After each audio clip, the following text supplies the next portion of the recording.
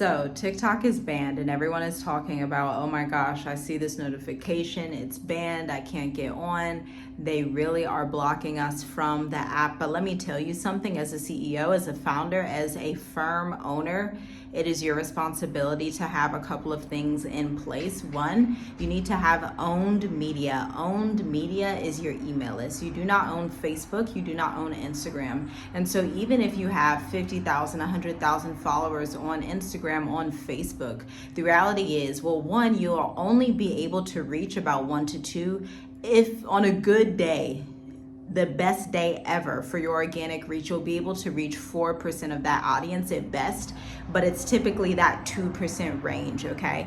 Number two, with you only being able to reach the small amount of audience, it's not a platform you own. It's a platform that Mark Zuckerberg or whoever owns the platform, even YouTube as well. And so you want to start publishing to your website. You want to publish your podcasts, your blog posts, your content to your website and to your email list.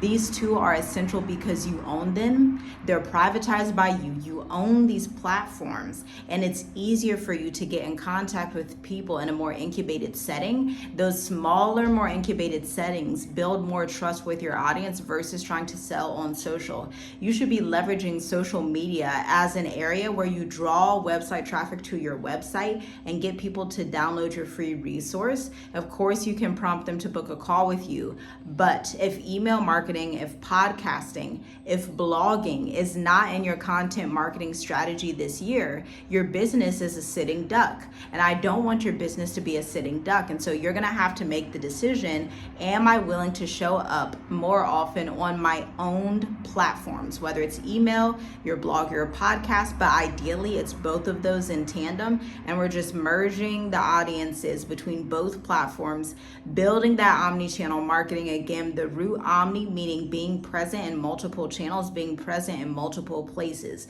So if I'm available via my website, through my blogs, through my podcasts, but then I share those blogs and podcasts with my email list, I'm driving traffic back to those.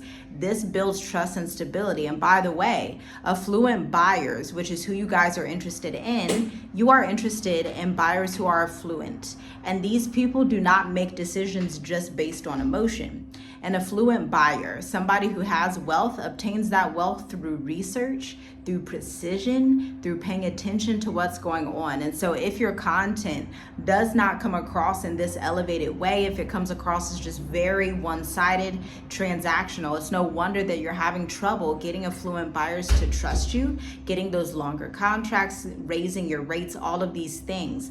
But I'm here to tell you that the main solution to this is magnetic emails, because my clients go through this process and they come out with larger teams, more time for creative and innovation strategies, more times to go on retreats, more time for their family, their friends, whatever their goal is.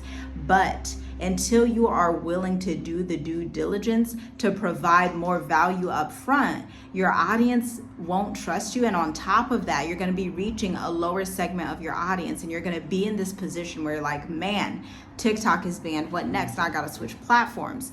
But with your email list, you could be attracting 21% of your audience on average. But honestly, I just looked at my statistics today, and my click rate for my welcome sequence is 7.4%. 54% open rates on average. I would never see that with Instagram. I would never see that with any social media, which is why I focus mostly on email marketing for myself and for my clients. I use social media to draw traffic to my email list or to draw traffic to the people who immediately want the solution and need education in that area. But those who are subscribed to my email list, no, I come in daily providing ultra valuable content. And if you're someone, your objection right now, you're like, I don't know what to say every day, twice daily, I have no idea what to say. Well, my question back to you is, if you are truly an expert and if you're mindful and you're self-aware with what you're going through in day-to-day life with your clients, with your industry, with your business, you will never run out of stories, because experts always have stories to tell on their industry. Whether you're in finance, logistics, government contracting, you know, when you're an expert, when you're an educator, you can educate for hours and hours on this topic and never get tired of it. So I encourage you to journal, go back to the drawing board, dashboard, see the conversations you're having with your clients, the conversations you have with your sales teams, your executive assistants, your masterminds that you're in, what kind of questions come up. Talk about those things in real time and invite people to work with you in a permission-based sales way, so it's not too pushy, it's not too transactional, because the affluent buyer knows how to make a wise decision. They don't need you to back them in a corner, but they do need you to show an elevated level of education in your content, okay? So go ahead and visit at Tiffy G Writes. Hit the link in bio if you'd like to schedule an assessment, a free assessment call, so that I can assist you in auditing your email marketing and messaging strategy. I'll talk to you soon.